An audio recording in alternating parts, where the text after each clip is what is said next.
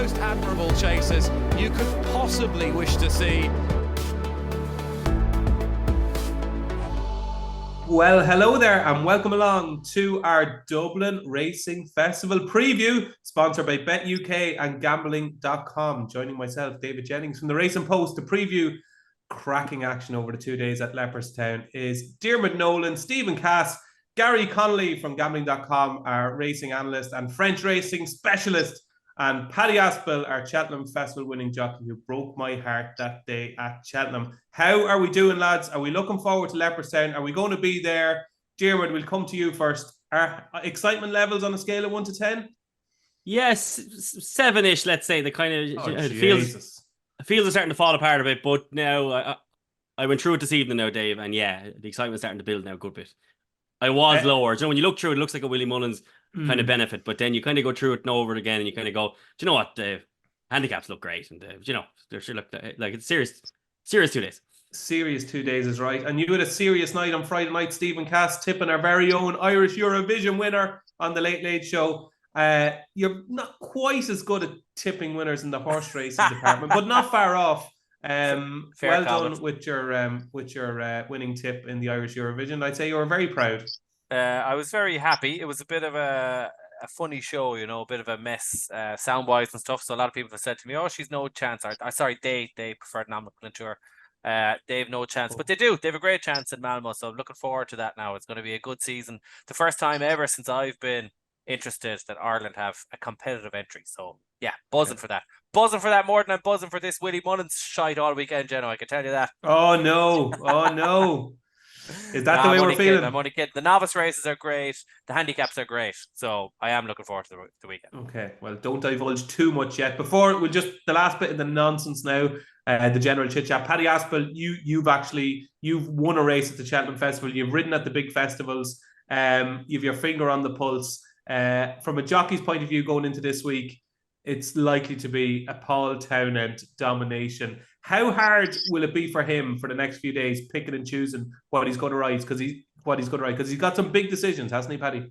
Oh yeah, absolutely massive. But he seems like such a horizontal guy, doesn't he? You never see him get stressed in any kind of way. But it's a great headache to have, isn't it? The sort of horses he's going to have to choose from at the weekend. But I don't know, it's such a smooth operation. Very, very rarely see him get it wrong, do you? Never. Well, very rarely. He did last year, actually, at this meeting. He got Lacy Mouth wrong. Well, kind of right, but wrong. And he got El Fabiolo spectacularly wrong because he wrote Appreciate It. But in general, he's quite good at picking, isn't he? Yeah, he is. It was interesting. Obviously, Garla Marceau, that was one that maybe got away last year as well, wasn't it? But the thing is, there's so little between them. He can only ride the one, but he never seems too phased by it either. But yeah, I think Dermo was bang on. When you start to look into this, it looks very, very top heavy. Gordon Elliott and obviously Willie Mullins wise, but you get into the handicaps, there's a bit more to go at there. And have you guys had much rain over there? What sort of ground are we looking at, do you think, come the weekend? Today was actually reasonably wet, but I think it's quite dry. I think tomorrow and Friday is quite dry as well. So I don't think it's going to be too testing. I think that's the general consensus seems to be that it's not going to be overly testing. So it's I'd say you're going to have perfect ground, no excuse type of ground, I'd imagine.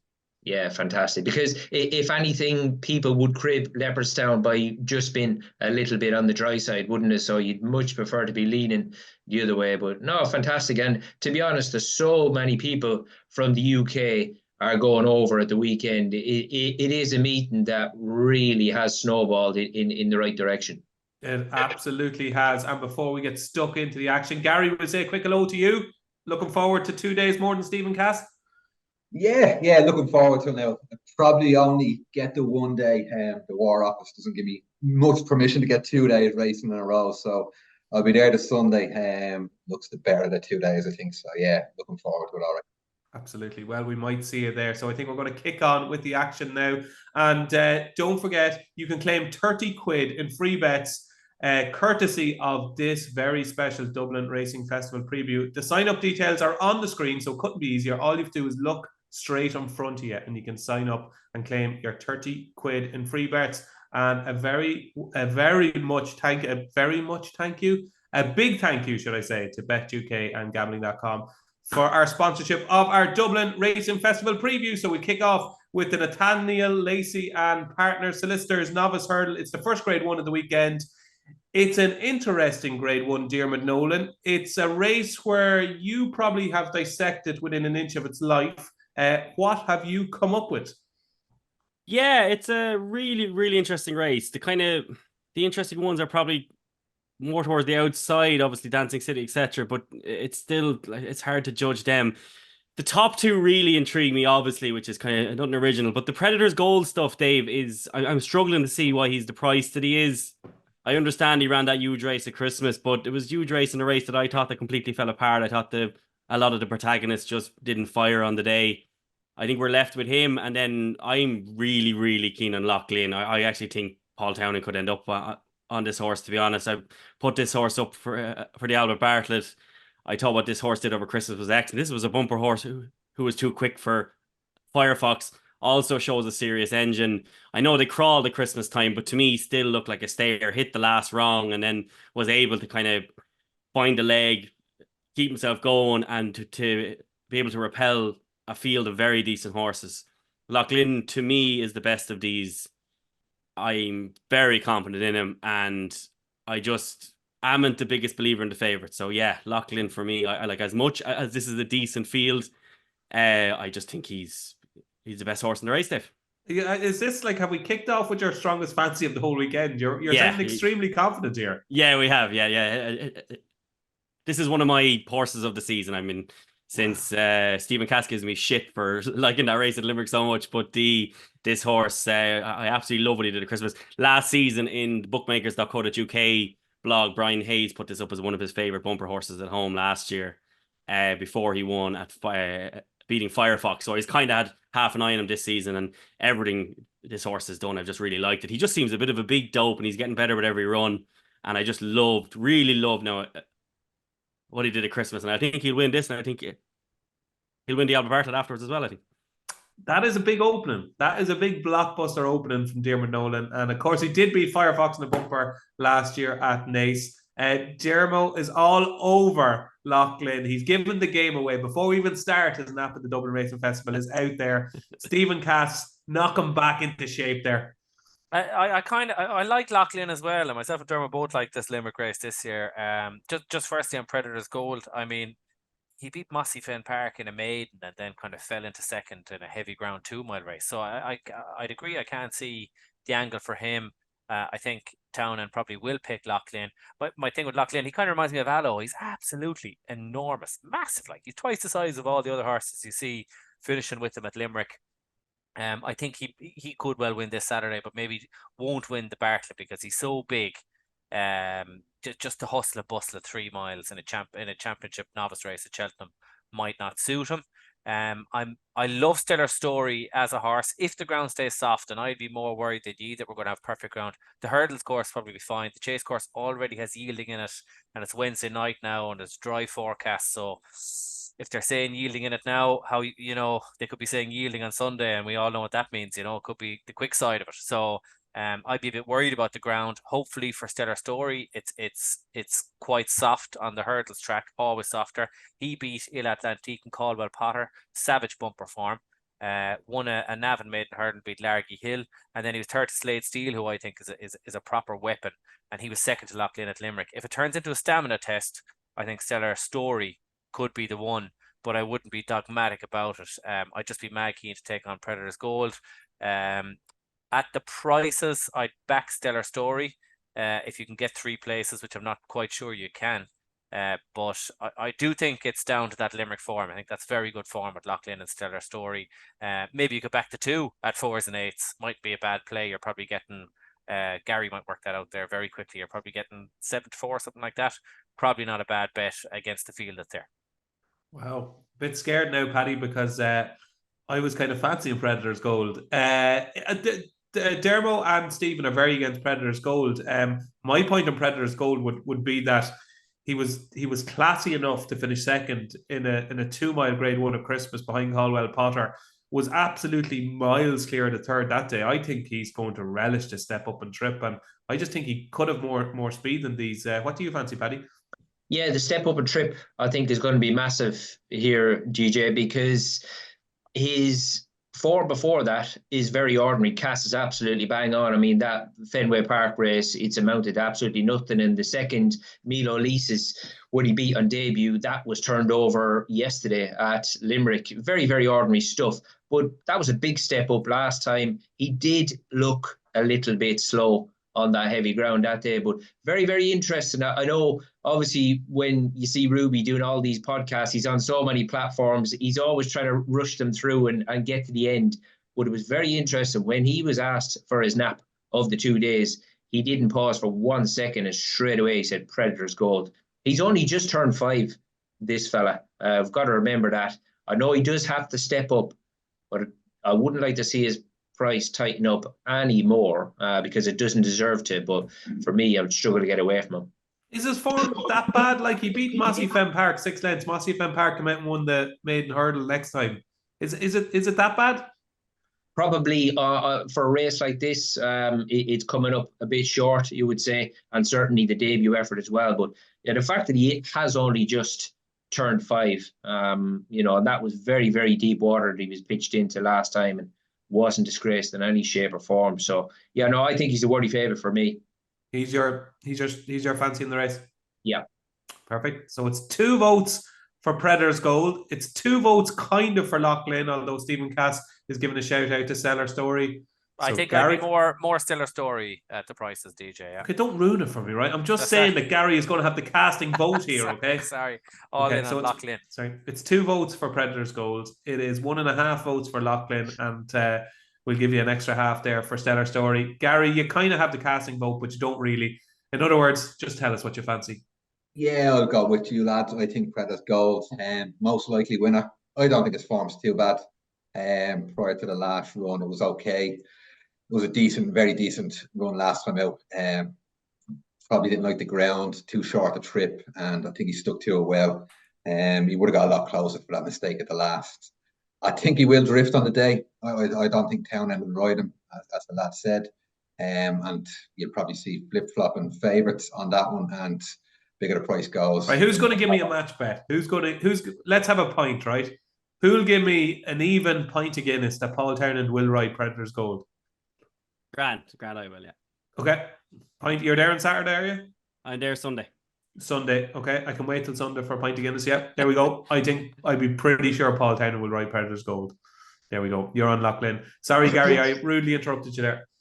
No, yeah, Predator's Gold. The more he drifts, the more you have on. Simple as that. Okay, yeah. It's a good philosophy to have. There we go. So we've got there in the end. It started off very, very weakly for Predator's Gold, but he's turned into getting 3 votes from the panel here for the opening race of the Dublin Racing Festival. So moving on, we're up and running, boys. Moving on to the 150 at Leopardstown on Saturday is the McCann Fitzgerald Spring Juvenile Hurdle.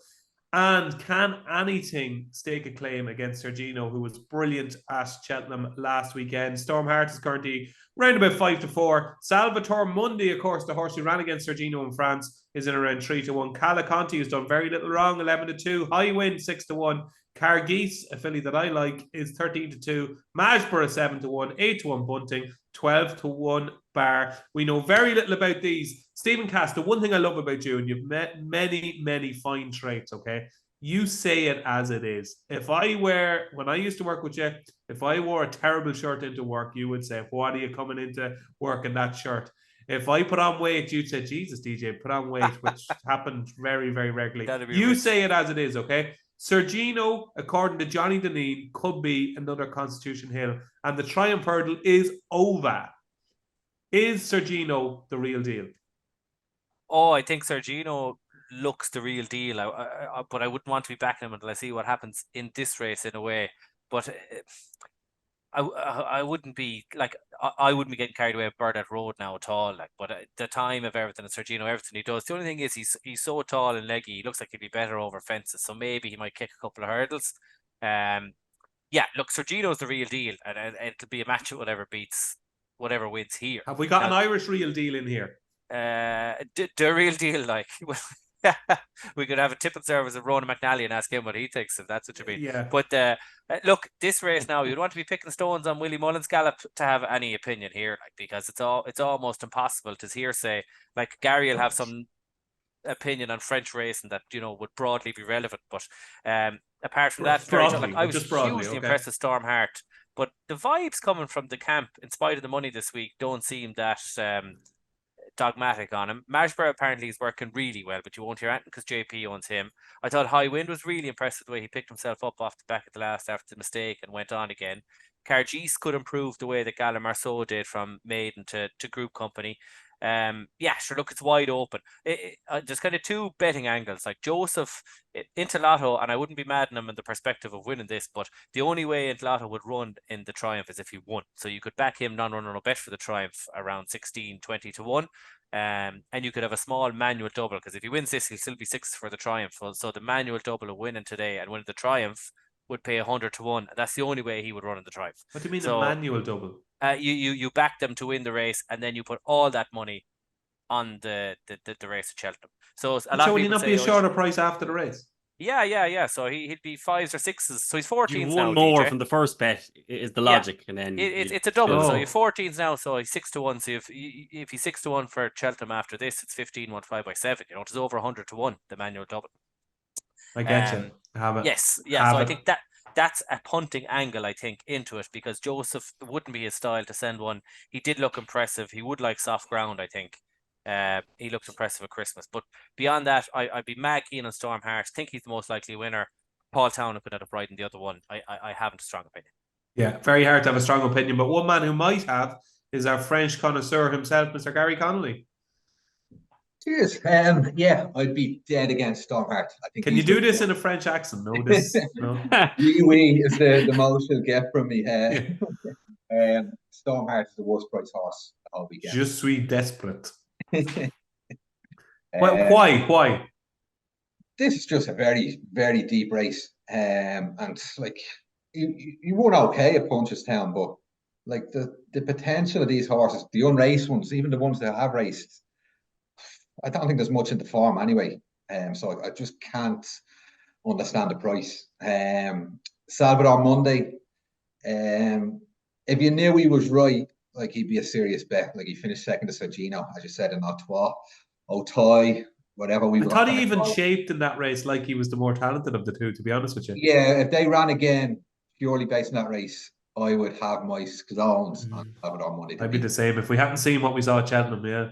Yeah, that's it. Like he done a lot of running to get into a challenge position that race, and like if you look at it, it looked like Sergino was well on top come the line, but Salvador Monday done some running to get there, and then just a toll at the end. So like I'd be all over him. If you thought he was right, Malmesbury, really like him. He won a very good race the pre-Gandak in Otoy again. He's done a lot quicker time than Sergino as well. Like on the clock, he was better ground, but he was a lot quicker. He's probably won his maiden as well, so you'd imagine they won't be messing around with him for a Boodles or whatever. So if he's anyway ready to go, I'd be taking him. Like he could go off half that price if the JP money arrives, and there's a lot to like about his performance. But the two of them, I'd be very excited to see what they come out with on Saturday, and yeah, they'll be better than Stormheart moving forward coming out of this race, 100%. Okay, fair enough. It'll be interesting to see Jockey Bookings. Paddy Aspell. Yeah, I thought the one you mentioned, DJ Cargis, could be. I loved her. Like, she probably won't be good enough, and that's in the back of my mind that some of these sexier horses are going to be better. I adored that run at Christmas. She did so much wrong, and she must have a huge amount of ability to get into contention and then to fight back after the last, even to finish second. If there was no superstar in the race, she will win, but there probably is. Yeah, no, she's got an awful amount of ability, and gave Carla Conti a bit of weight as well at Leopardstown, and just done everything back to front and upside down. I know there was a bit of a bunch finish between the first three home there, but the seventh has gone and won since, another one of Willie's, and obviously connections. Gala Marceau won this race last year. So I just think at the prices, I'd prefer to be getting involved with Cargess at round about 7s than any of the others. I did like the way Warm Heart, he ran through the race and was learning on the job, I thought, on debut. I mean, he gave the last 2 foot and he sprinted to the line. He's got to have a fair amount of ability, but I think at the prices, I'd be same as you here, DJ. I'd be pretty keen on Cargess as long as the hood is on again and she can just get the old choke in a bit. And you'd imagine maybe Danny's got a rider. Just give Danny a bit of help and see a race out. You've started it now, Paddy. So you won't be you're not the first, and you won't be the last to call Storm Heart, Warm Heart this weekend. Let me tell you. Oh yeah, that's it. Easily done after seeing that ride last week. Easily done. But it's going to be a fascinating race. Diarmuid, the juvenile landscape is either going to explode into life on Saturday, or it's going to be, oh no, we've another 4 to 6 shot in Sergino. Because if these finish in a bunch and they're all much of a muchness, Sergino is going to be extremely short at Cheltenham, I think. Yeah, I was arguing with Dean last week that you'd miss Dean, wouldn't you? You'd miss Dean. We'll give Dean a shout out wherever he is. I was arguing with Dean actually on Saturday about there not going to be that many odds-on shots, and then Embassy Gardens came out the weekend and won the way he did, where you wouldn't be shocked to see him go off a shade of odds-on now if that race starts to fall apart. Here in Embassy Gardens in the National Hunt Chase. Yeah, I just think Nick Rocket could end up going down and trip now, but just how good he was. Corbett's Cross, maybe. Let's focus on the fucking 4-year-old race here, will you? Come on, we'll never get through it. All right, hold on a second. Who's hosting here? Who's hosting? He's some fucking moan. Don't mind him. And then Sergino, obviously, as well, then could end up being odds on. I really liked what Caliconti did at Christmas. I backed this horse Antipose for the Triumph. Short enough here, considering the kind of race that it is. I backed Majborough for no other reason than I was in the office last week and Gary Connolly told me to. Literally, he's cracked about this horse. So this race to me is wide open. It's a real learning brief. But I'm on Majborough. It's slightly bigger because of Gary, so I'm going to be cheering him on today. But I don't have a whole lot else to add. DJ, it's a really interesting race. Actually, not a bad market at all, but just not one that I think you can have a unbelievably strong opinion on. I'm going to very quickly, I know we're in a rush, but I'm just going to go back to Willie Mullins' stable tour that I did with him back in November. And I thought it was very interesting because when it came to Majborough, Willie doesn't really say a great deal about his horses, but it came to Majborough, and this is what he had to say. He's a lovely looking horse and has a great presence. He's a big chasing type of horse. He won a good class of race in France, and I think he could be a top juvenile hurdler. Looking at him, he could be a top chaser down the line too. Now, I was in the kitchen doing this stable tour, and I was shocked at how, waxing lyrical Willie Mullins was about Majborough.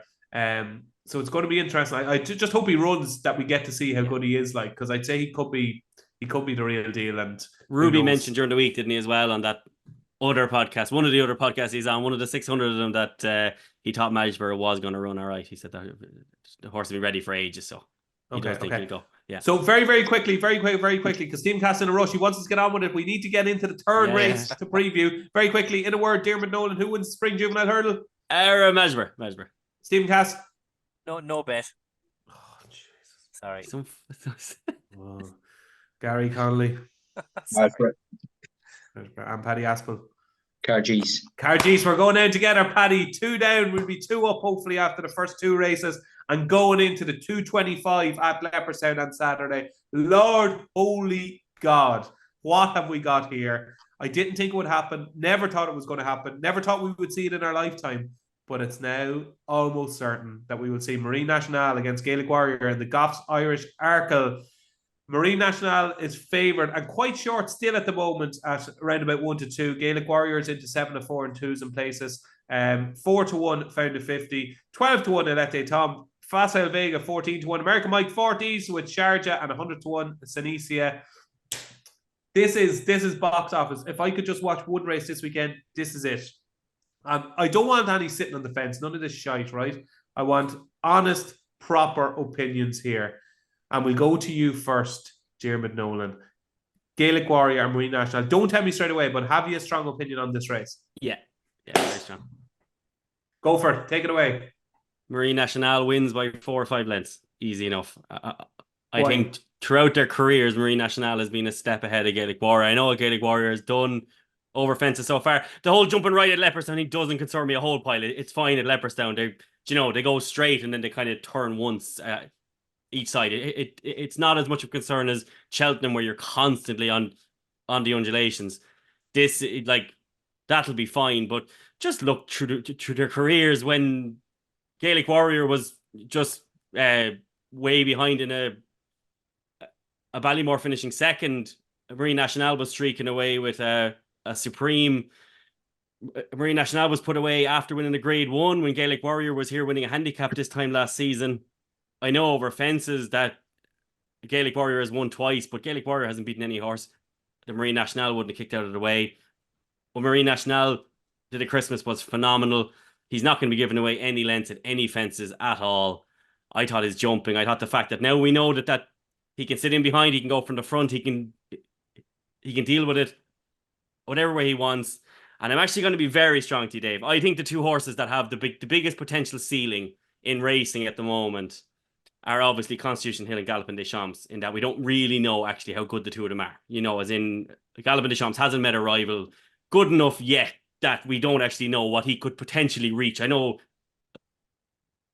Brave Man's Game gave him a fright, but still, same thing as Fast or Slow not beat him twice, no? Yeah, but I don't think he was riding either of those occasions. I think when he's actually fully at pitch, he hasn't met anything yet. Now, that could be proven wrong at Cheltenham, but that's my opinion on it. And I think the horse that's third with the highest ceiling is not El Fabiolo. I think it's Marine Nationale. I think this horse has the absolute end of the earth as to how good he could be. He's just brilliant. I think he's on a scale of 1 to brilliant. 10, if he did everything right and was beaten, how shocked would you be? Oh, 10. I'd be 10 would be. Now, I'm guilty of underestimating. A 10 is like Stephen Cass not watching the Eurovision. like I am guilty of underestimating Gaelic Warrior. I tweeted that out at Christmas and said, right, I'll stop underestimating him. He's a very, very, very good horse, but in my opinion, this is a potential Leo Messi going up against a Mo Salah. Like you're talking about two excellent racehorses, but one just being potentially, in my opinion, a superstar.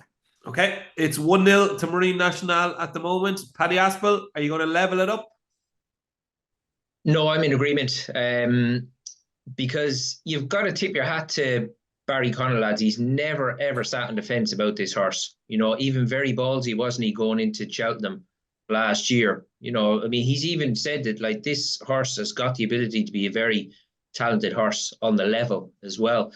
And he switched it up a little bit, didn't he, on his debut over fences? I can't recall him making the running before. I know there was probably nobody keen to give him a lead that day, but, to jump around a big track like Leopardstown on your first go, he was absolutely faultless. And I was looking at Gary Connolly's numbers, lads. He's had a very ordinary season, but the good ones will still win. He had one winner in December.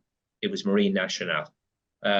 He's had two winners in January. He's one scraped home by a nose in the bumper at Navan. Nice horse, though.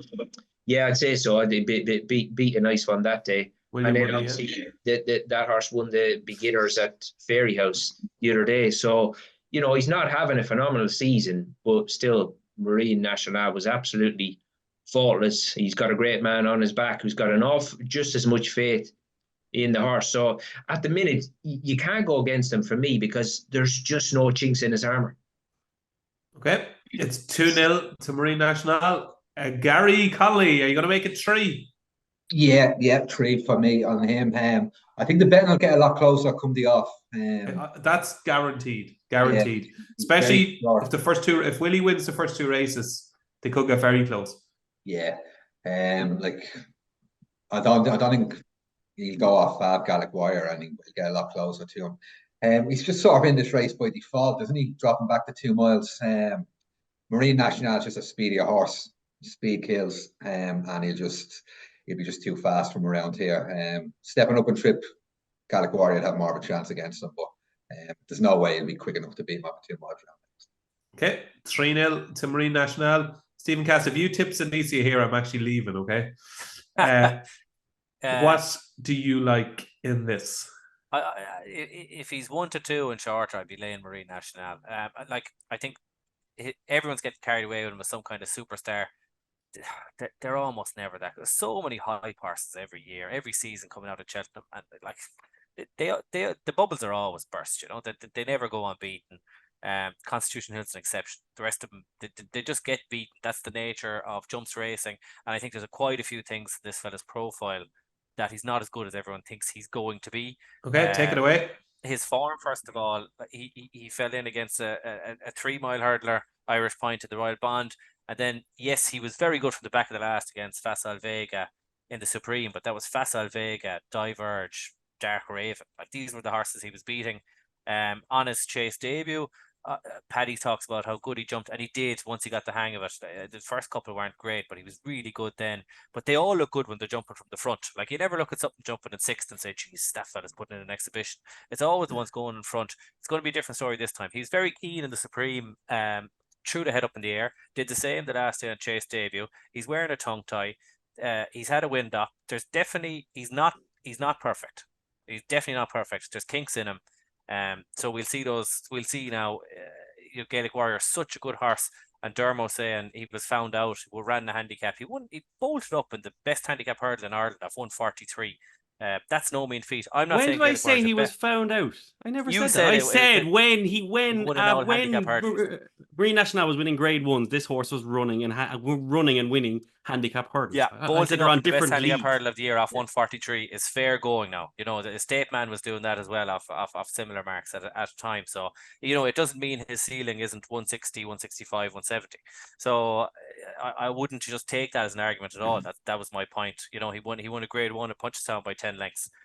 Serious animal. I'm not in love with him either. He has faults, but I just think the Marine National hype wagon has gone into overdrive, and a slight worry as well. Barry Connolly think this horse is Arkle now, and they're going to ride him 10 lengths behind Gaelic Warrior. And if he makes one mistake, that's it. He's gone. So I'd be very concerned about that if I was backing him, but I won't be. I won't be having to bet this race either. Is there anything at bigger prices to get into the mix there, Stephen?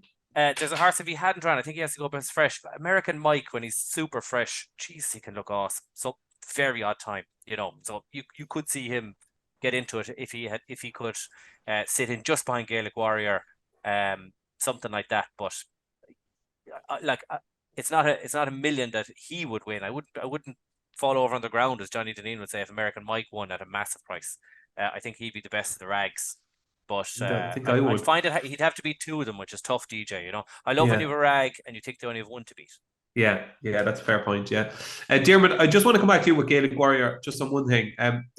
Is there a chance, even a small chance, that this horse could just be an utter freak? Like, it's very rare in a beginner's chase. It's only happened maybe 3 or 4 times in my racing career where I watched a horse in the beginner's chase on their chasing debut, and I went, "Oh, mother of divine Jesus!" One was Galloping the Champs, another was Sprinter Sacra, another was probably Altior the day one at Kempton, and then I just watched Gaelic Warrior at Punchestown that day, and it was like, what on earth is this like? And I know we can say that maybe there was a few in behind that weren't exactly geared up for that day, but he took decent horses completely out of their comfort zone and battered them.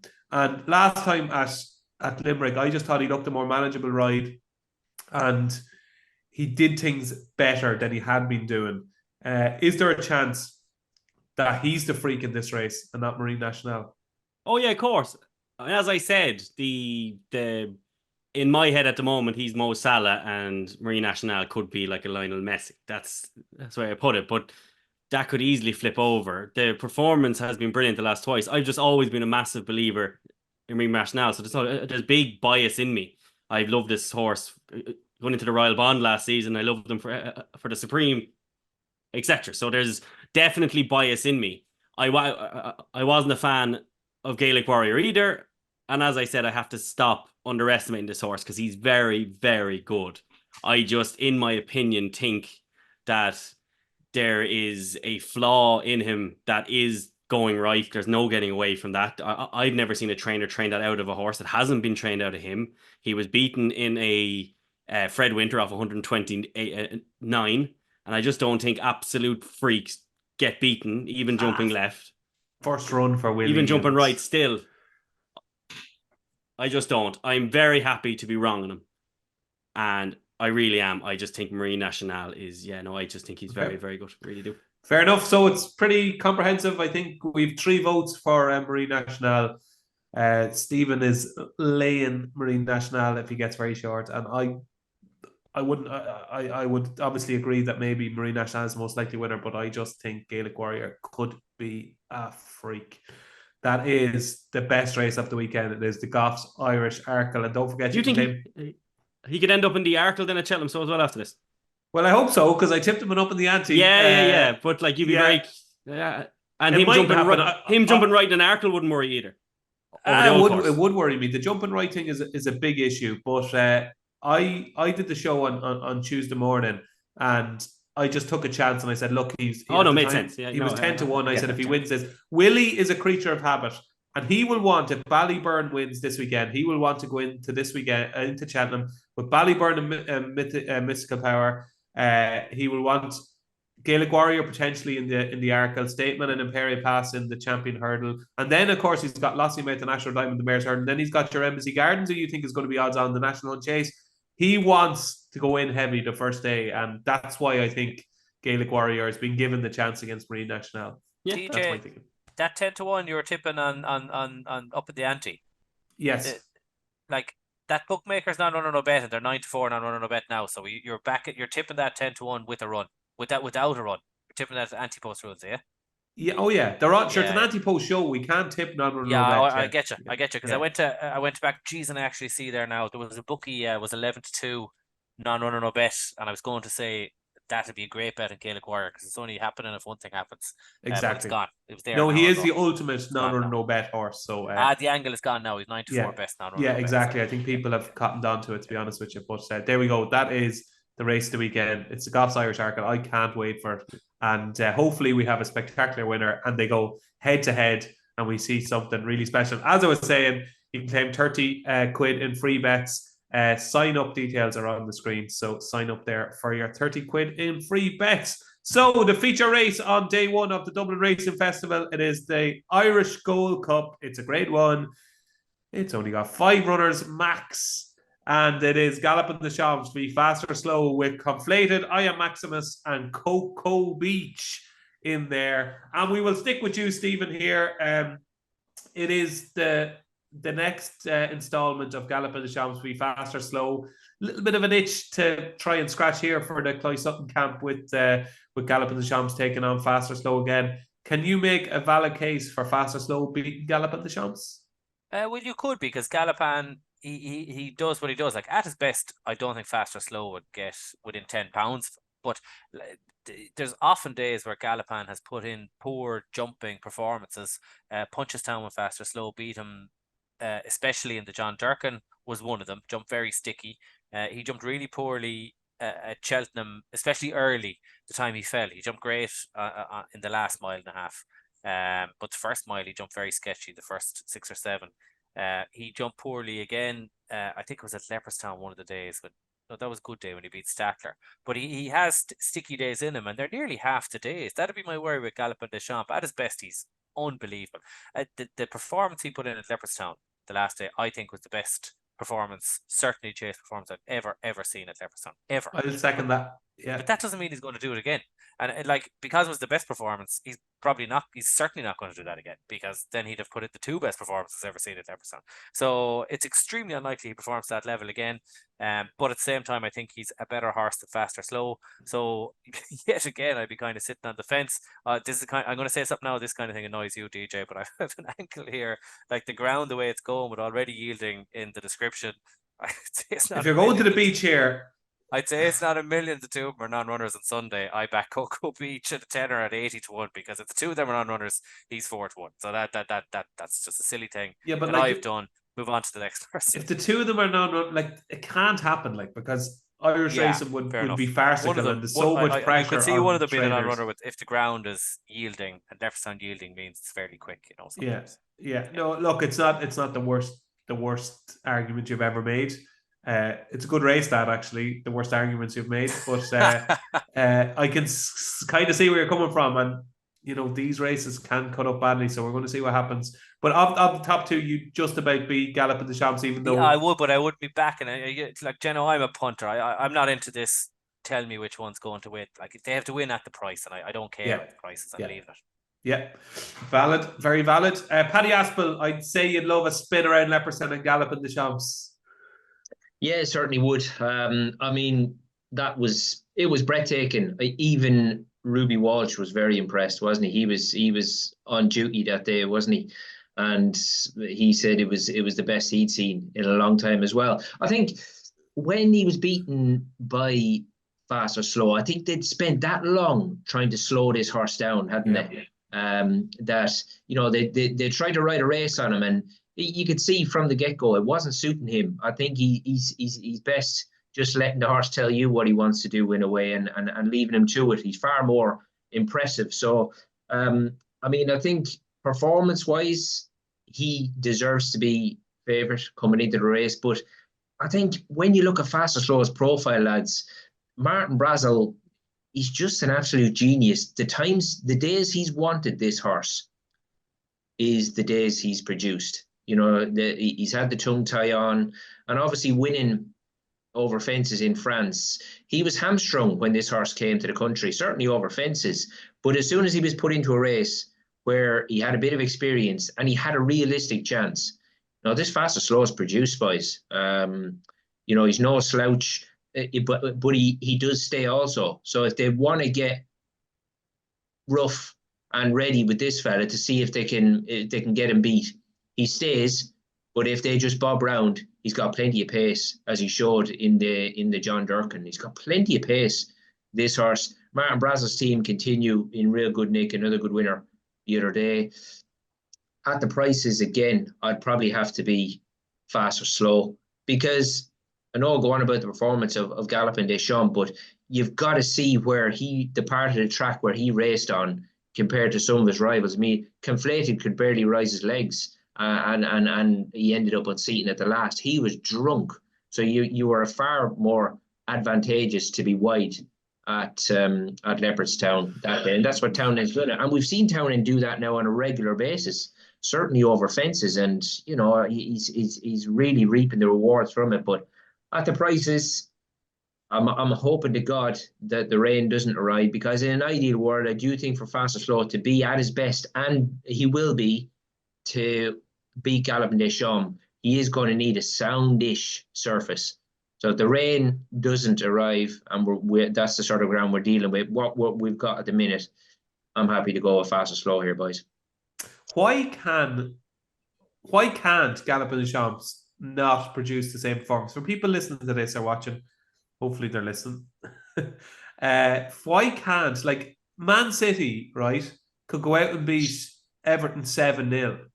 They could go out and play Burnley 3 nights later and win 7-0 again. It's not going to affect their performance. Why can Galloping des Champs not produce exactly the same performance as he did in Christmas here? He's had 6 weeks of a break.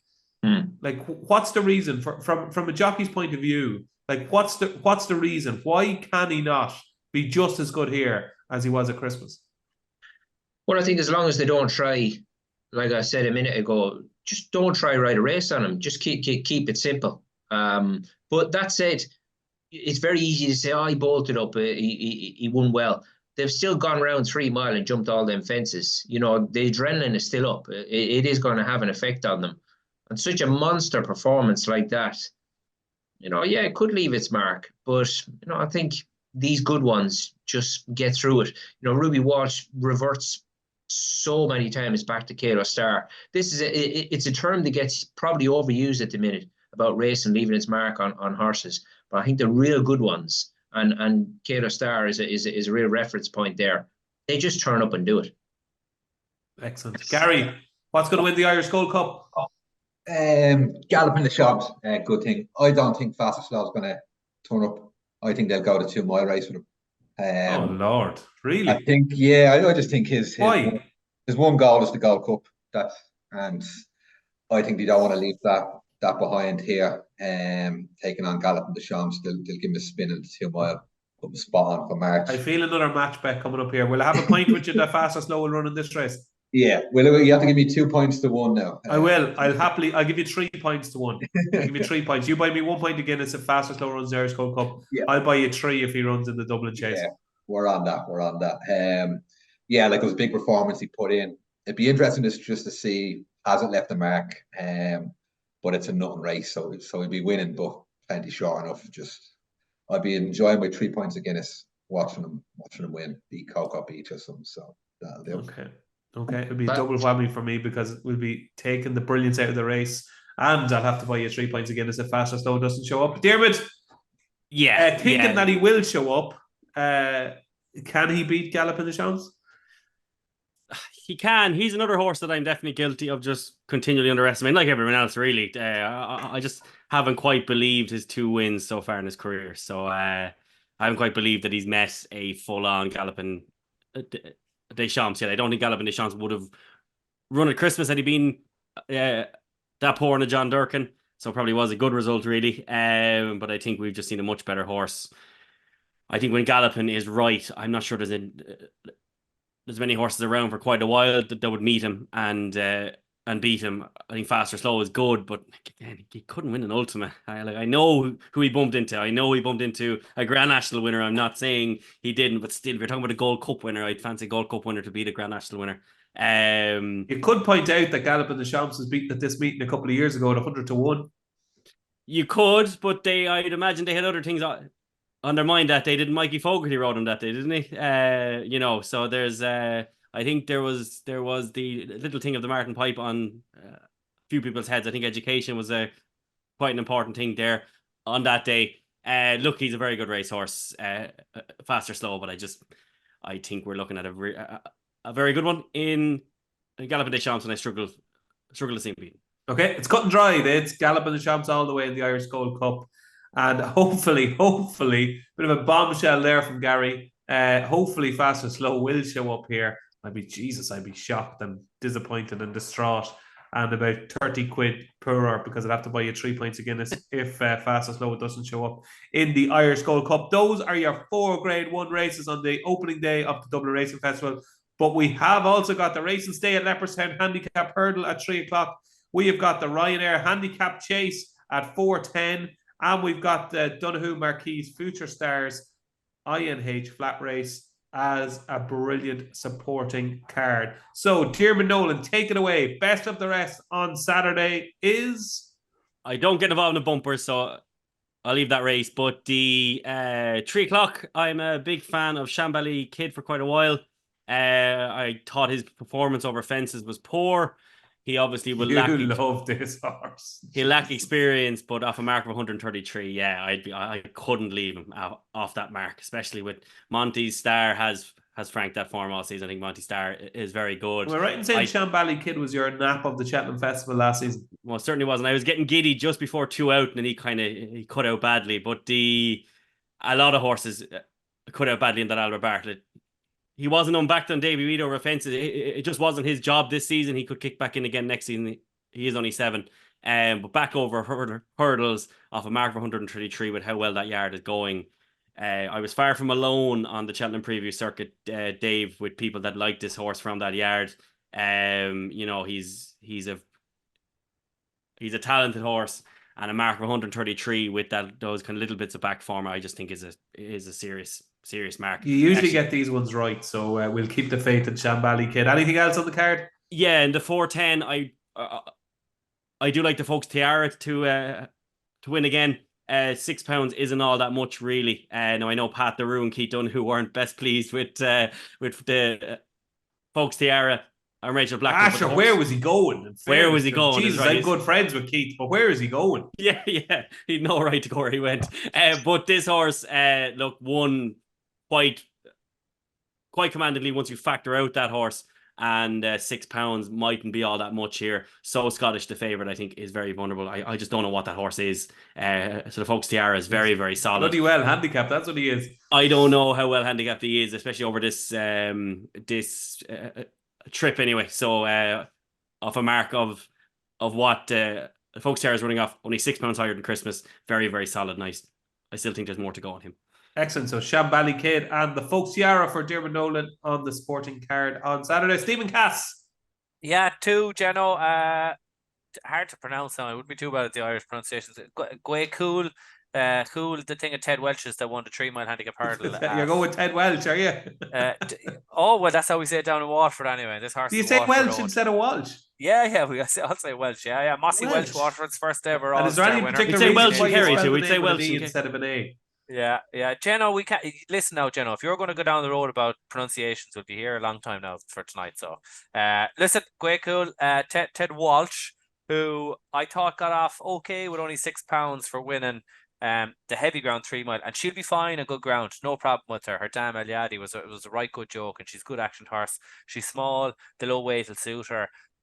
She's 10-12 to 1 there now. I think she might be a bit bigger on the day, and she really travelled well. Like, you could call her the winner swinging in on the bend at Leopardstown there. So I think she will have a chance at the 3 mile, and I'd be even keener again on a horse. He's only 12 to 1 there now. This fella will be 25 to 1 plus on the day, undoubtedly. A horse called Typical Thomas, who ran in that Folks Tiara race, and he's a real bridle horse, this fella now. He won a handicap chase at Cork on the bridle, found well, and then the day at Leopardstown, he was running really well behind the Folks Tiara, and when the incident happened, he was badly hampered, and he had made a really bad race-ending mistake 2 out. So to run on into 6th, not beaten far, I thought the race was between him and Folks Tiara, I think, when he made the mistake.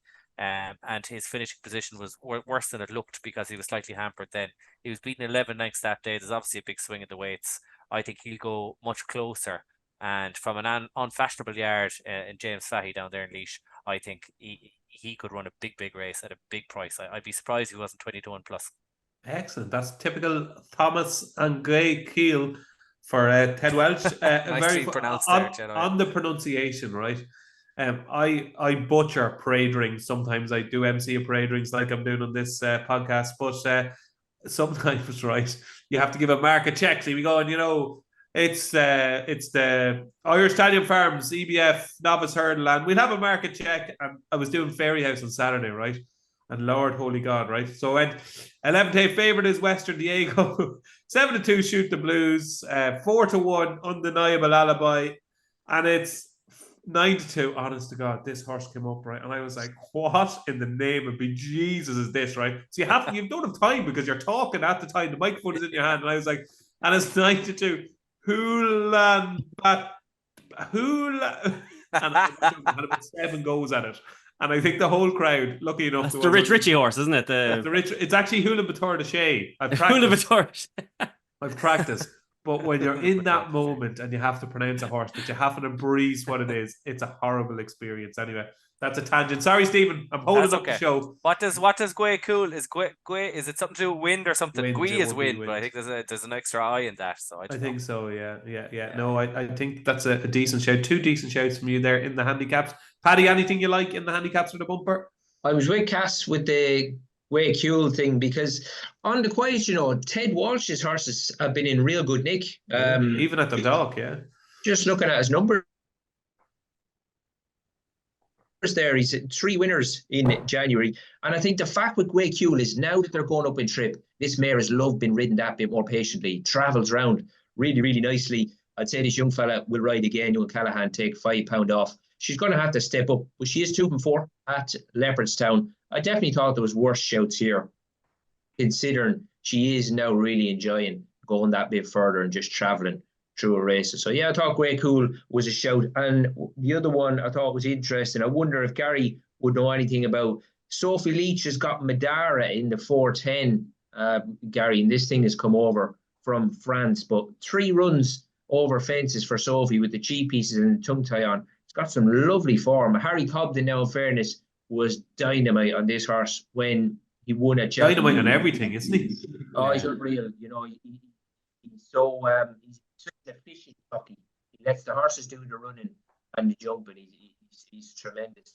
But he was really good on this fella the last day. Beat a horse of Harry Fry's that day. It was a proper talking horse, and he's had a nice little freshen up since then. So yeah, I thought Madara, he's not been missed in the market now, but he might drift on the day. I thought he was an interesting one. He's only a 5-year-old. Okay, that is Madara, easy to spot, orange colours. Gaz Connolly, give us your best bets on the sporting card on Saturday. Just on Madara, yeah, like his French form's okay. He's plenty short for that, but like he can improve. I'll go for one in the same race that Pat Doro. I think he was coming to win that Christmas race at Leopardstown, but it was just a total brain dead ride. Cost him the race there. I was worried it might have left a mark, but he was okay next time out behind Hunter Jarns, classy enough. So I think I think he's a lot better than 136. So I think he should be up to winning that race. And Dream to Share in the bumper. He must jump like a snooker table at home coming here, but like it's a poor enough bumper. If he's anywhere near ready, he'll just run away from this lot, I think. So I thought it'd be odds on against these now, but he nearly is. He nearly is now. Is he? Yeah. Okay. Yeah. Like he should be winning that if he's anywhere near ready. Be interesting to see where he go after here. Put him away for the season now or what? But it's just strange entry. But should be winning. Okay, dokes, there you go. That is the fancies on the sporting card on day one of the Dublin Racing Festival. Best bet on Saturday, ladies and gentlemen. Diarmuid Nolan, if people are to only have one bet on Saturday, who should it be? Lachlan. Stephen Cass. I'll say typical Thomas. Oh, go big or go home. Paddy Aspell. Marine National for me, DJ. And Gary Connolly. Marsborough. Wow. I will go against you, Jim. I hate going against you because you're a fine judge, but I think Predators Gold will win the opener on Saturday. That is day one done and dusted. Yes, welcome back to our Dublin Racing Festival preview, sponsored by BetUK and Gambling.com. And don't forget to claim your 30 quid in free bets. Sign-up details are on the screen in front of you. So we've done Saturday. Saturday is done and dusted. Jesus, Gaelic Warrior was very impressive. Didn't think he'd do that. But anyway, let's move on to Sunday. And we're going to go to the 110. It is the Ladbrokes Novice Chase. And it sees... Well, we don't know for sure yet, but it looks like it's going to be Factifile against Facile Vega, Grangetown West, a big drifter in the last couple of days. We could have American Mike. We mightn't have Corpus Cross. We could have Favori de Champdu. We could have Nick Rocket, Alette Thomas, Mr. Policeman, Sharjah. Found a 50, probably not. Silent Approach, what a brilliant mare she is, but she's 66-1. Factifile. Now, here is a horse that divides opinion up and down the country. Some people think he's a superstar. Some people think he's overrated. There's only one man to sort this all out, Stephen Cass. I'd probably be more in the overrated camp, but with it to be decided, DJ, I actually wouldn't be that dogmatic on it because I thought he jumped quite well at Leopardstown, but I thought the race fell apart, to be honest. Like, Manila Cocooner never got in the rhythm. It did utterly fall apart, yeah. Yeah, and Zana here hit one down the back, and he was never in it either. So I thought he was sort of flattered, but at the same time, his bumper form is bordering on excellent. So if he stays, and with the pedigree, he could be very good. But jury's out. Look, I don't have a strong opinion after you saying I would. Facile Vega, I certainly have an opinion on. I think he's an awful lot young. Grangetown West should be favourite if he ran here, but we don't know. And beyond that, then you don't like American Mike for this race, though, Cass. No. I don't think he's a better chance of this now than over 2 miles, I'd say. Well, my reason for not talking about him so much is I definitely think he's best fresh, and then you don't know what race he's going to go for. But if he's 16-1 and it's just him and Facile Vega and Factifile, I'd probably chance a few shekels on him, but he's very unreliable. But just even when you the one thing I would say, sorry to interrupt, Stephen, like I would say there's no chance of him running the other race because Found the 50 will run there. Yeah, and that's true.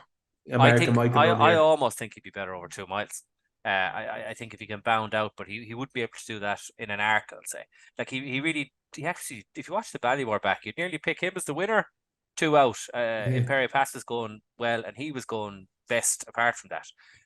But at the same time, I'm not putting him up here or anything because I do think he needs to be fresh. And he ran a Christmas and heavy ground behind Gaelic Warrior. So yeah, I can't put him up. No bet again, DJ. No bet, no real opinion. Good start to Sunday.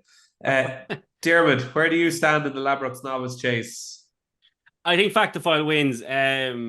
Again, formally, or not formally, he's still part of this parish, is Dean Ryan thinks this horse is the next, literal Cato Star.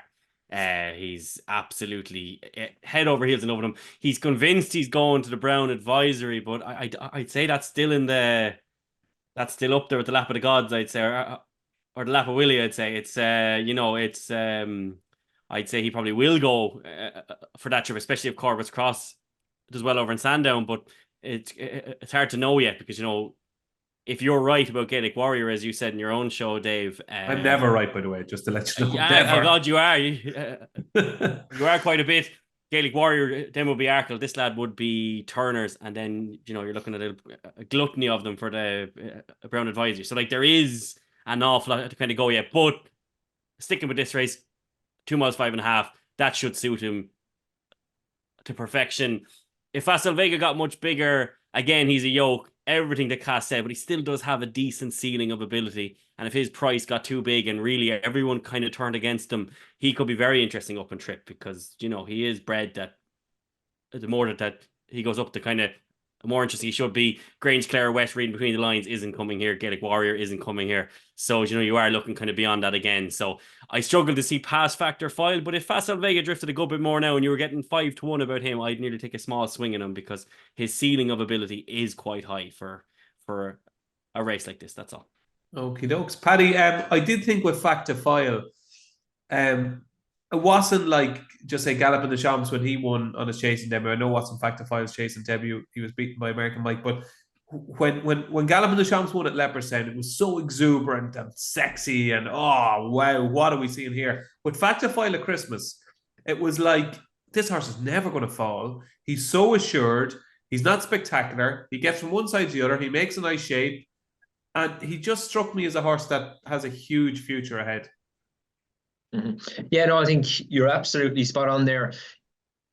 I suppose I know he's running a point to point, and interesting enough, he beat Asian Master in his point to point. It's formed, it is working out well. But I know obviously jumping hurdles and jumping fences are a completely different thing, but you can see it in Factor Files jumping. He's not had that season, novice hurdling. He just hasn't got as much jumping done as some of his rivals he goes up against. Cass is absolutely bang on. He bumped into a proper horse at Navan, but that's only a proper horse on very, very rare occasions because you can see the reaction from Jack Kennedy. Now, Jack Kennedy's not a fella who does zero emotion, isn't he? He's not that type of guy.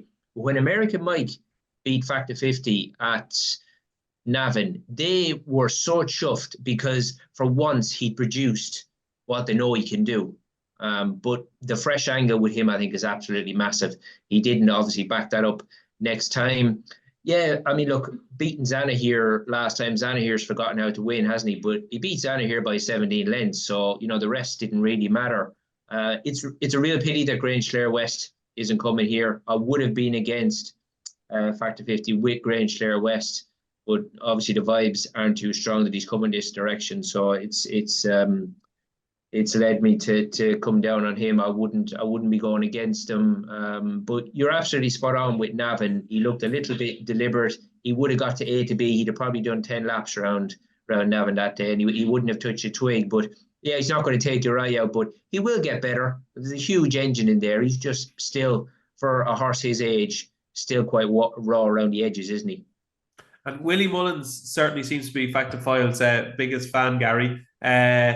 He talks about this horse like he is just the next Faheen or Vautour, or he has been glowing about him from day one, hasn't he?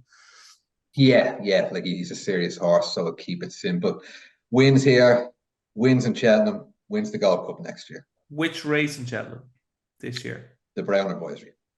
Okay, there we go. That is Factor File. I think the one thing we're guaranteed, we're going to learn more about Factor File one way or the other because we're a little bit in the dark about him going into this race. But I think he could be something a little bit special. But only time will tell. Moving on to the 140, it is the Tattersalls Ireland 50th Derby Sale Novice Hurdle. It's the second Grade 1 of the day on Sunday, and it sees the return of Ballyburn, who's a shade of odds on. Looks like he's going to run here. Farron Glory, so unlucky at Aintree in the old Talworth on St. Stephen's Day. But a winner of the Royal Bond, the second favourite. We've got Slade Steel. We've got Daddy Longlegs. We've got King of Kingsfield. A double figure price now as well. Ballyburn is the only place to start here, Diarmuid Nolan. He looks like he's Willie Mullins' best novice.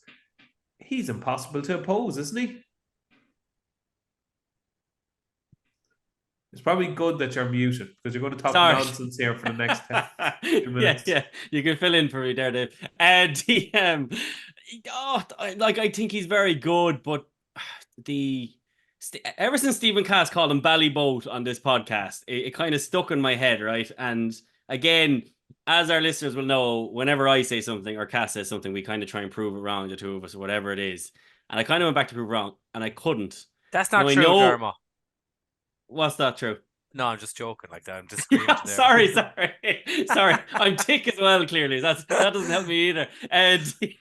That was very good. But Ballyburn, for me, I know he needed that run against Firefox, but he still looked rather one pace. I think his massive improvement came when he went over 2.5 miles at Christmas. I know he showed a great turn of foot laid on, but Jesus, he was on his own basically. The second's come out and won, but again has come out and won in the shape of a stare. He's bred by Flemingsfort and what's the mother again? Is Old Moon.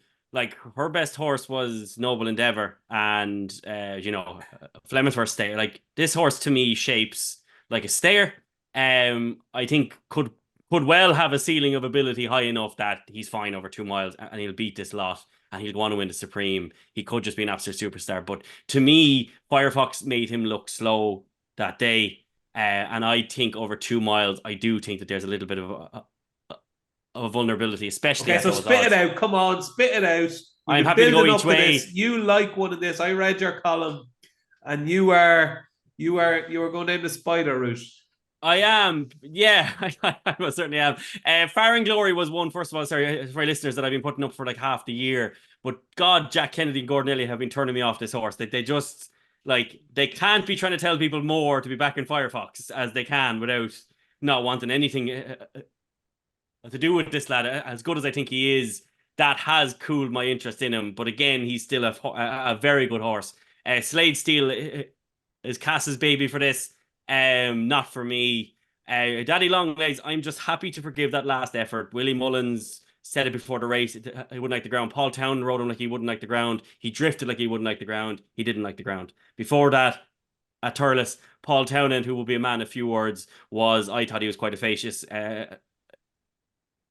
Talking about this horse, he really, really loved them. I thought the performance was excellent. Now, again, the horse in second, Irish Panther, he's a yoke, as Cass would say. But I still think he put him away very easily. He looked really impressive to the eye.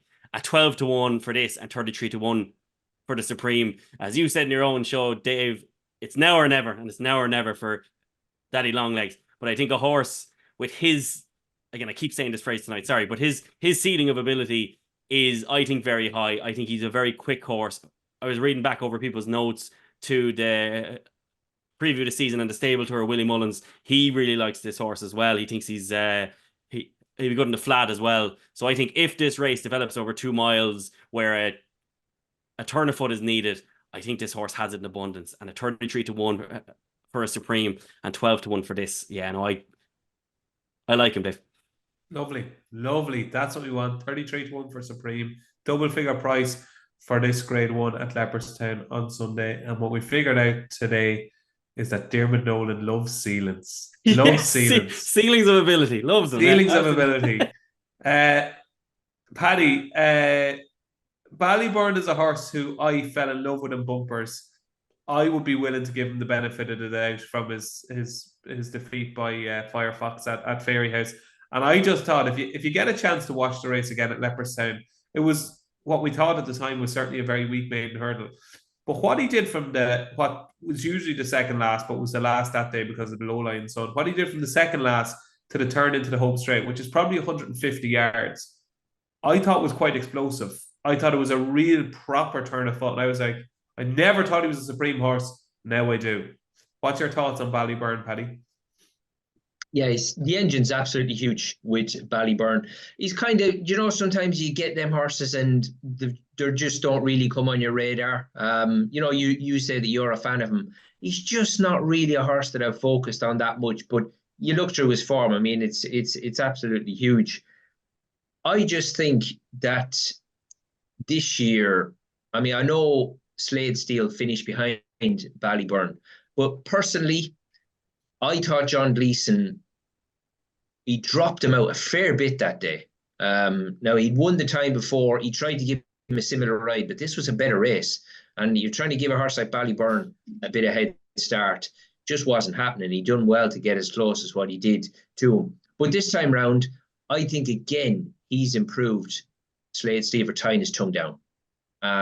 He's won over 2 mile on his first go this time.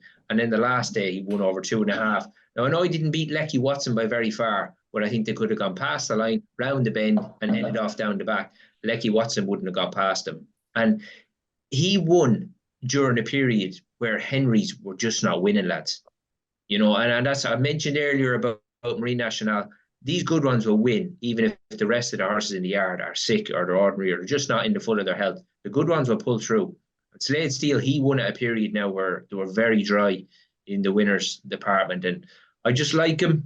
He's a little bit deceiving. You know, he doesn't always appear like he's going to find at the business end what you think he will. But that tongue tie, I think, is really helping him. I think I would have him on side, and he might just turn around that, or he's got that bit of previous with Ballyburn. He might just get his revenge here, because I don't think the defeat was anything to do really with Slade Steel on the day. I just think John Gleeson, he rode him like a good horse, but probably just a little bit too good on the day. I actually spoke to John Gleeson about that. Because I said on this podcast a few weeks ago that John Gleeson gave Slade Steel an absolute stones in that bumper, and I was talking to him then a couple of weeks after and sat down with him, and I was saying, look, I said this on the podcast, what about that? And he said he definitely gave him a stones. You're 100% right, Paddy.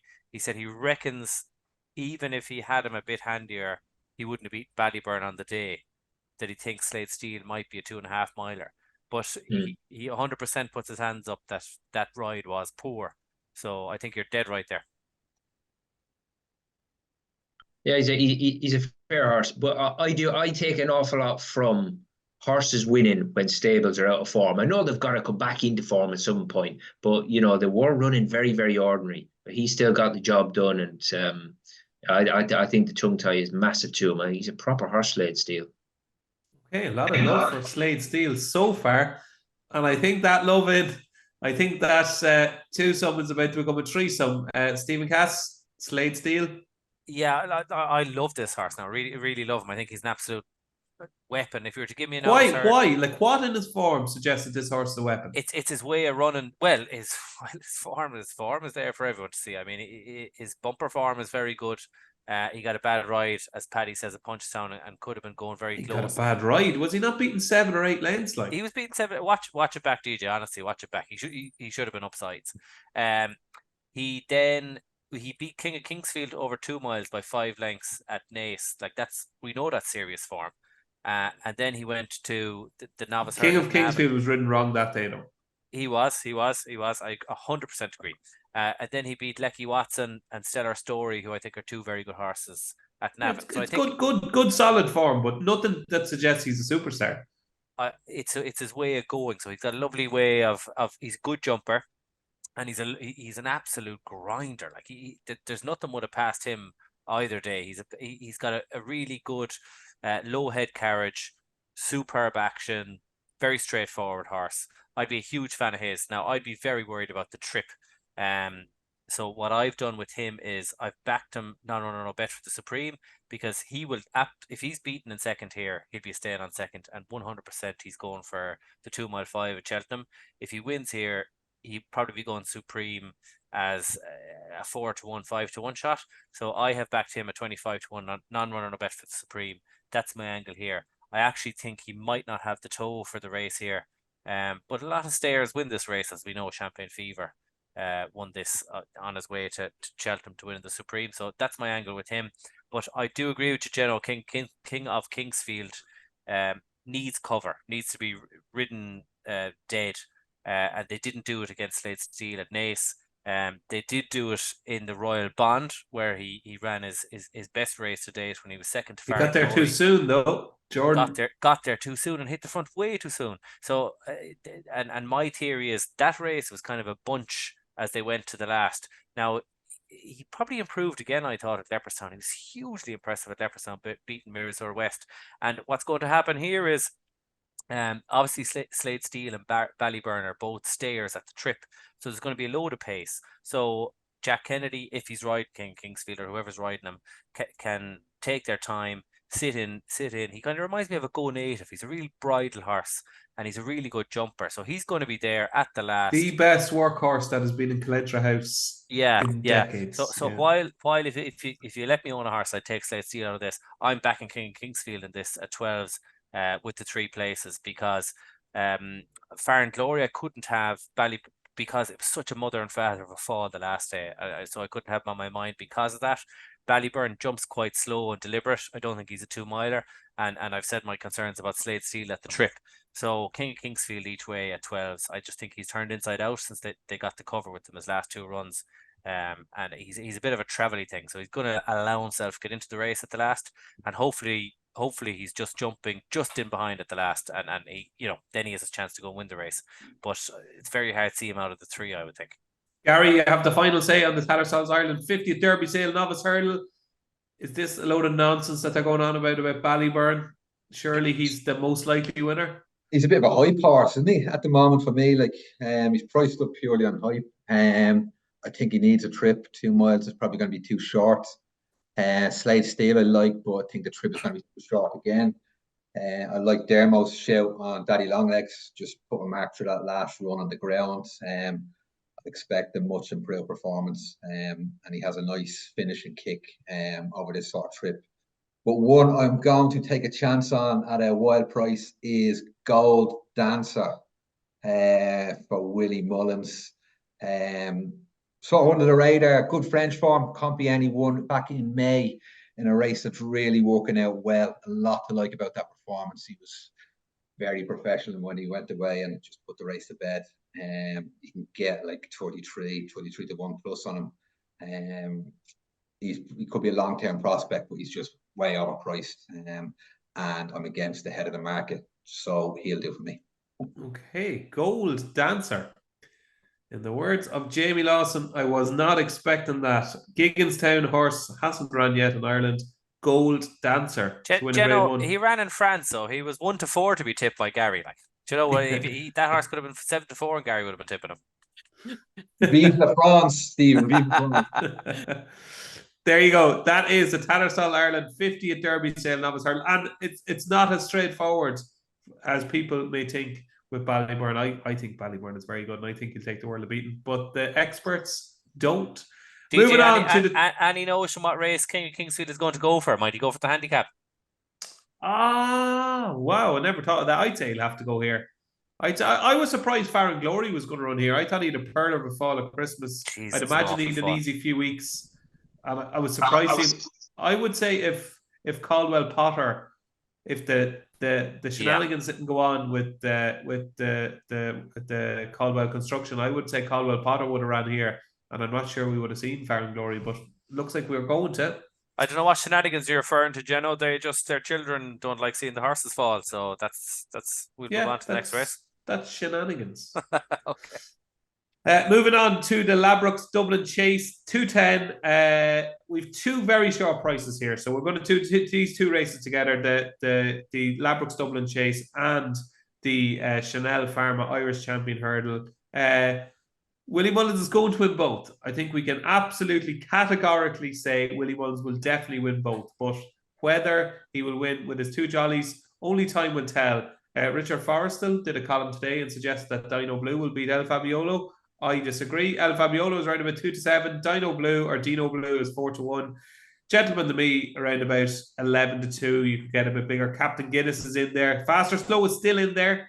And some people think he might run here. And Sant Watt as well. So that is the Ladbrokes Dublin Chase. And the Chanel Farmer, the Irish Champion Earl, 1 to 4 Stateman and Perry Pass taking on Stateman again, his second favourite, around about 7 to 2. Bob Ollinger is 7 to 1. Echoes and Rain and Phil's Dudares complete the lineup. So Stephen Cass, we're going to stay with you here. The final 2 Grade 1s on Sunday, the Dublin Chase and the Irish Champion Hurdle. Is it a muggy double with El Fabiolo and Stateman? I wouldn't back the double. I have put El Fabiolo on a couple of bets because I think he was 4-9 earlier. I thought that was okay. Stateman has a realistic rival, so 2-7 is very short. I think both of them will win. The one bet I will be looking for on Sunday morning is, I think the way the race is going to be ridden, Bob Ollinger, who can throw the head up in the air, he'll actually be trying to win his race. And I think you'll get a match bet versus Echoes and Rain, who'll be ridden tidy and has ran on nicely in a few races this season. I think she'll finish ahead of Bob Ollinger, and you'll probably get 6-4, 7-4 on that. So that's an angle to watch out for, and that's the bet I'll be having. Okay, interesting angle, very valid. Paddy, what do you like in the final 2 Grade 1s on Sunday?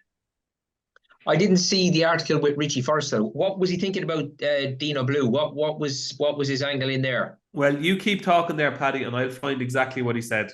Because it's just funny that you should say that, because, I mean, when I did have a look this morning, she really is starting to put it together over fences, and obviously she's going to get the mayor's allowance, but that performance last time in particular, obviously at this track as well, Leopardstown, I don't think it's the wildest shout in the world, but I mean, El Fabiolo, his last 2 runs, he's been sent off 4-1 on, 5-1 on. We're always going to pick holes in horses that are going around that price, because if they look the wrong direction, we're going to knock them for it. But we all know he can nudge one, but he's just got such power. The engine is absolutely massive with El Fabiolo, and look, Dino Blue, I think, will chase him home and certainly won't be a million miles behind him. But yeah, I'll have to catch up with Richie Forrest's article. I'm going to read it to you now. You don't even have to buy it. You don't even have to keep me in a job. I'm going to read it to you. Dino Blue. So John Montefiore last weekend has seen El Fabiolo's position at the head of the Queen Mother Champion Chase Market Harden. This is a chance for him to further reinforce his preeminence on the track, and he will be sure on to do so. Dino Blue is surely the only one capable of thwarting him, and it wouldn't be the greatest surprise if she were to make him sweat. On a line through Phil Dore, who has been beaten by both this season, she still has something to find with the favourite, but the JP McManus own mare is improving. She hasn't looked back since blundering her Grand Annual chance away last March, readily dispensing of Gentleman the Mead to snare a first Grade 1 over course and distance at Christmas. If she can get El Fabiolo out of his comfort zone from 3 out, it might not be a formality. So he's kind of, let's just say, he's hedging his bets a little bit. Yeah, I mean, because even past this time last year, she was still kicking around in handicaps, albeit she was winning them. And he's right. She did give up her chance, I suppose her winning chance at least, at Cheltenham last time. But she was beaten 6 lengths in the end. But without a doubt, her last 3 starts in particular, she really is putting it together. It's going to be very, very interesting. But yeah, I just think the engine is too big with the likes of El Fabiolo. But certainly a race I'm looking forward to watching. And Stateman and Imperial Pass? Imperial Pass, I was heartbroken when he was beaten on his return, because he's the type of horse, he's got that much boot. This winter ground, I think, really kills him. Just kills that natural ability that he's got. I mean, but that was better again last time. But Stateman, he's another sort of Marine Nationale for me. Very, very difficult to knock. And I'm not going to try, but he's priced up accordingly and deservedly so. Gary, give us a double on the final 2 Grade 1s on Saturday. Is it El Fab and Stateman? Fast or slow, Stateman, I think, is the way to go here. No, it's got to be, I think Dino Blue is probably the best. I see what you did there. What on earth is he on about? Yeah, Dino Blue is probably the bet at the prices. With the allowance, she's not as far behind El Fabiolo as the price suggests. So I'll side with her there. Just Stateman's impossible to pose. He just wins. So they'd be the 2 for me. Dermo, do you concur? Yeah. 2 favourites win. We can just move on there, I think. Okay. Somebody wants to go to bed. Somebody has got a baby to feed. Okay. But go on, DJ. I have to go back to my wife after this. Can we keep going? Jesus, you're making another one, are you? We'll do a Grand National preview, and we can talk about Eurovision, whatever you want. Let's keep going. Yeah. Okay, fair enough. That is the 4 Grade 1s on Sunday, but there is, as on Saturday, some cracking handicaps to get stuck into, and the best bet of the day runs in a handicap, which I will reveal later on the show. We've got, that is the Irish Stallion Farm TBF Paddy Mullins Mares Handicap Hurdle. We have also got the O'Driscoll's Irish Whiskey Leopardstown Handicap Chase, which was once upon a time one of the greatest handicaps in any country. You've got the Timeless Sash Windows Handicap Hurdle, listed race over 2 miles, formerly the Ladbrokes, formerly the Boyle Sports Hurdle, formerly the whatever you have in yourself. It was one of the big handicap hurdles of the year. And then you've got the Coolmore National Hunt Sires Hurricane Lion Irish EBF Mayor's Bumper. So, who wants to start? We'll kick off with Gary. Anything you like on the supporting card on Sunday? Yep. Best bet for me on the card is in the O'Driscoll Handicap Chase. Watch House Cross. Decent 20-1 price. Won a couple of summer races around Wexford. I think he ran a really good race in the Troytown at Navan, and then he was got stuck in the mud in the Paddy Power Chase. Drops down on trip, returned to a better surface of the suit, and I think there's a big pot in him under his current marks. So he'll do for me. He'll go really close. And the only other one I liked was Baby Kate in the Bumper. Just surprised she's as big as she is, 10-1-ish. I was impressed how she came up to Cheltenham Hill there last run, and she could go across. Okay, Baby Kate to beat Aurora Vega. Paddy, anything you like on Sunday? Yeah, I thought in the 350 Zenta, I thought was very, very interesting. Put in a lovely round of fencing at Cork on a return off the back of an absence, but they're going back in over hurdles at the weekend. 2 mile might be the only predicament I would have, but got an awful lot of ability. Hasn't, it appears, been the easiest to keep the wheels on her, but she showed on her return the way she travelled into the race and looked for a couple of strides like she could go get involved, that there's a fair bit of ability there, and they're going to try and cash in on the hurdle mark. 138, going to have a lovely racing weight there. So if Zenta turned up in that 350, I definitely thought that she could be worth a look. It's a long time since I've heard ratings being called in the hundreds. Usually hear like 138, 135, 138. It's like you're calling a dart score there, Paddy. So you're with Zent anyway in the handicap hurdle, around about a 10-1 shot. Anything else, or was that it for the sporting card? There was in the, where were we? Splashing Out in the very, very first race. Obviously, it's a little bit tricky with the handicaps because weight could go up. But the thing about this mare is she likes a nice pace to aim at.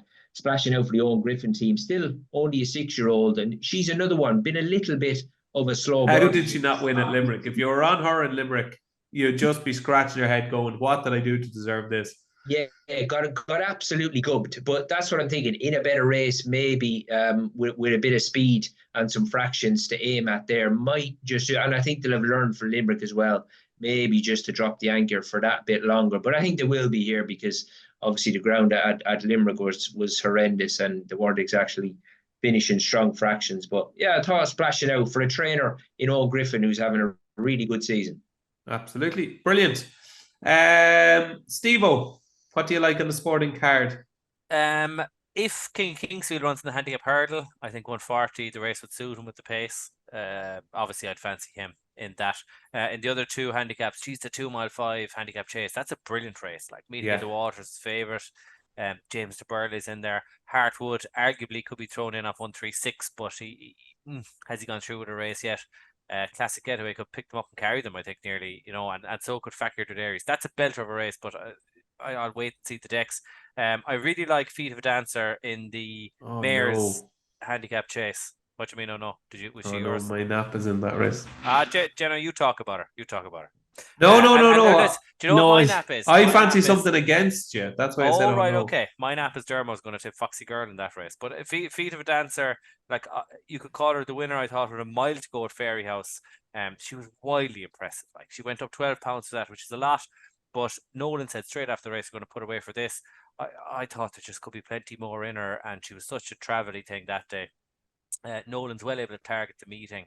I think did Quimino win at this meeting? And certainly Latest Exhibition won at this meeting. So there's not that many trainers have. So Paul Nolan's well able to get one ready for it. But I'm a bit afraid of that race because there's so many laid out for Paddy mentioned Zenta. You're all going to have one. Dermo's going to tip Foxy Girl. But I just thought she was hugely impressive. And because it's so competitive, you might get 9-10 to 1 on the Sunday morning. And I really like her. Excellent. So has Stephen Cass tipped his first winner at the Dublin Racing Festival, Diarmuid Nolan? Are you going to tip Foxy Girl? Yeah. Oh God. Yeah. I backed her now the last twice. I got Down Royal was a funny ride, and then last time he just ride it off. Everything that could have possibly went wrong She went can't wrong. jump, Dermo. She can't jump. That's the problem with her. I don't think her jumping's that bad, Cass. Yeah. Look, you're going to be replaced by an AI robot who knows what horses you're going to tip in all these races anyway. Don't accuse me what you accused Dean of a few weeks ago. Right? You're I've actually literally worse. this is my third time back in Shanbally Kid and Foxy Girl. The double was about 1 to 4. Like. And Magical Zoe as well. In fairness, the Foxy Girl. In fairness, I just thought Down Royal I thought it was a weird ride, and then I thought last time was just very unlucky. I'd be doing the double definitely between my AI bot double between Foxy Girl and Magical Zoe later on. I think Magical Zoe's form only got boosted by Irish Point, and I think her in a handicap is extremely interesting. And to kind of cap it all off, there's two horses that I absolutely love in that handicap chase at 320, and one of them is I Know the Way You're Thinking, who I've been tipping up for a handicap. That when he goes handicapping, he'd be very interesting. I think this is a humdinger of a handicap debut, though. I'd be happy enough to kind of take him on first time in a handicap in a race like this. I think he could gather really good experience here and then kick on and win something like that novice handicap chase that they have, that Balco de Flo finished second in before at the Punchestown Festival. Something like that would be kind of where I'd see him peaking. The one I like in this... Can I guess the other one? Dermo? Adamantly Chosen. Fuck, he didn't let me say it. That's what I was going to say. Adamantly Chosen. The AI bot. I am the AI bot for Dermo. Like, he was going to tip that was 10 to 1 on. He was going to tip Adamantly Chosen. Literally, but this horse ran huge at Christmas. He cuts out on bad ground. I've always said that this horse would win a big one. This time last year, he was finishing second behind Mighty Potter, having given him a fright. He gave Jerry Clom a fright at Christmas time. His form tapered off there afterwards, but he ran over 3 miles. That's not his trip. This is his trip. And 16 to 1, he ran really well for a very long way at Christmas. The drop and trip and the better ground will bring him right back into it. And at 16 to 1, I think he's a huge price. But yeah, Foxy Girl, Magical Zoe, and Adamantly Chosen. 3 of them I've always had earmarked for big days, and I would just love for them all to be in the one day, and I'll give Cass a video call on the way home. Of all those three, who would your strongest fancy be of those three? Foxy Girl. And that tees me up nicely to my nap of the weekend. Stephen Cass, close your ears. Foxy Girl off 125. If she doesn't win this, she ran well in the Mayor's Novice as well at Cheltenham. She ran well in that race. Like, lads, are you even looking at the prices when you're coming up with bets? Like, do you know she's 3 to 1 favourite? Come on, yeah, and she's a poor jumper. Do you not think that's a god awful price now? No, I tipped up Foxy Jacks on Up in the Ante as my charity bet this week, when she was 6 to 1. I thought Foxy 5, Girl, 6 not to Foxy Jacks. Foxy Girl. She definitely deserves to be favoured, Stephen. She's the best handicapped horse in the race. She is the only one in here who could potentially have a stone in hand. Like, yeah, she could. That Jenno, like... will you put your hand in your pocket, in your own pocket, and back her at 3 to 1? Yeah, I will. Yeah, will you?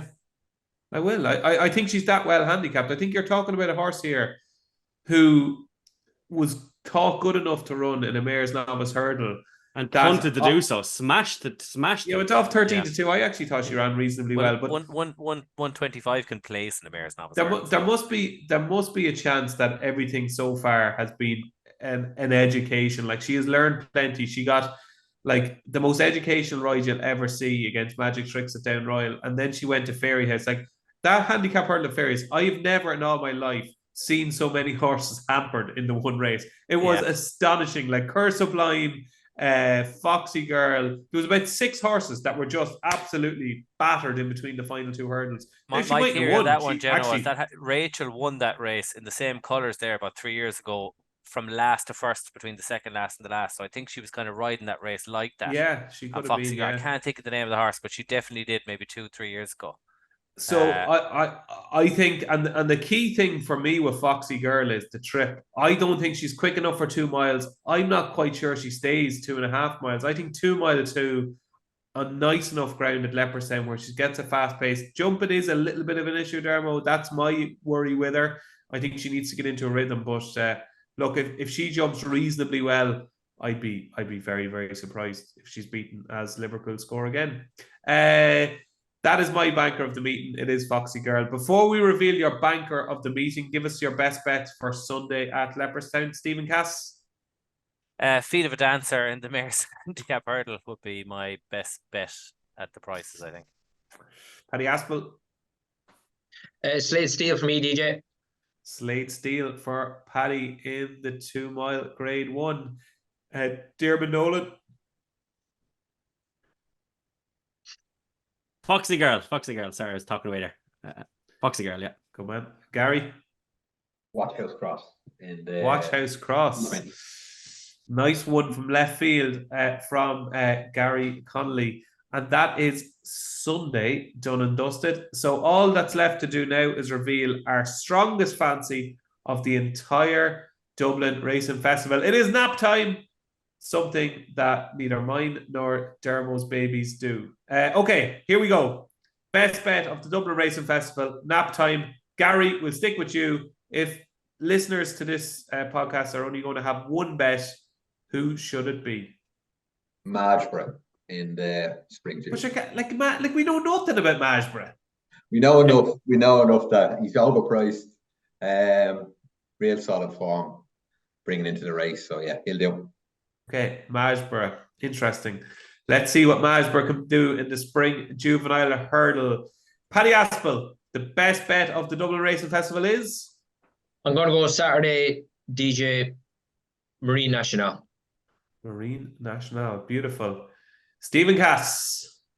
I'll go Saturday as well. I was going to go Feet of a Dancer, but that race is so competitive. I'll go Saturday as well. I'll go Typical Thomas in the 2 mile 1 handicap chase. Beautiful. Diarmuid Nolan, are we going to clash here? Loughlin, I'll go on the Saturday. Loughlin, and it is Foxy Girl for me in the Paddy Mullins Mare's Handicap Hurdle on Saturday. Stephen Cass, I hope this is something you have got wrong, and I think she will hopefully jump them silly. There's a lot of them. There's a lot of those days. Don't worry. So who's going to be there? Who's going to be there? Who's going to be there on Saturday?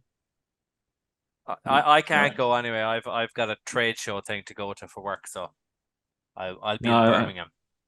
Okay, well, enjoy. I'll be there with Gary on the Sunday, actually. I'll be joining Gary for a point on the Sunday. We'll spend our Mageborough winnings then, Gary. Okay, he's got both be buying a red wine. It's a red wine to keep with the French team there. Paddy, will we see you in South Dublin? No, Paddy Senior will be there representing the side, and I spoke to him earlier today, boys. And who was buying the pints if Fast or Slow went and took on Gallopin Deschamps? Gary was buying me a pint. Yeah, you're buying the pints, Gary. I can tell you that. Definitely goes Irish Gold Cup. Yeah, that's the easiest pint I've ever won. We sorted that out very quickly. Yeah, very quickly.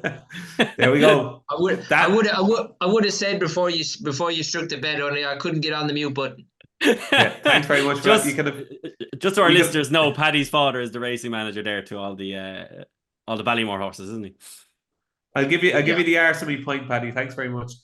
There you go. That's it, folks. That is our special Dublin Racing Festival preview, sponsored by BetUK and Gambling.com. My thanks to Diarmuid Nolan, to Stephen Cass, to Gary Connolly, and to Paddy Aspell. It's going to be a cracking 2 days. We're going to learn plenty about the Cheltenham Festival, but it's a fantastic festival in its own right, and we can't wait to see all the action unfold at Leopardstown on Saturday and Sunday. I've been David Jennings. Thanks for watching. Two of the most admirable chasers you could possibly wish to see